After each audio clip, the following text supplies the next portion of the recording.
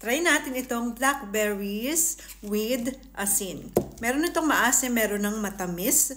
Kapag hinog na, yung iba matamis, yung iba maasim. Hinugasan ko na din yan. Ito meron pang kasamang dahon. Mahal ito kapag, dito sa Germany. Kasi marami siyang benefits. Kapag hindi season.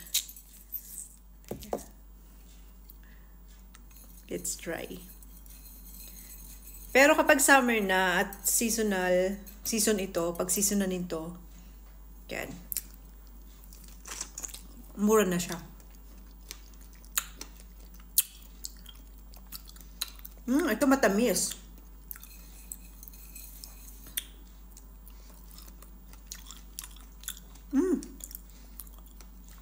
Tamis pero masarap siya pag may asin.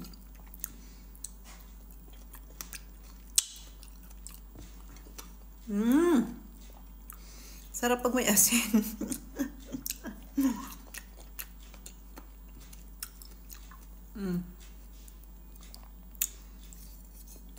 Sarap.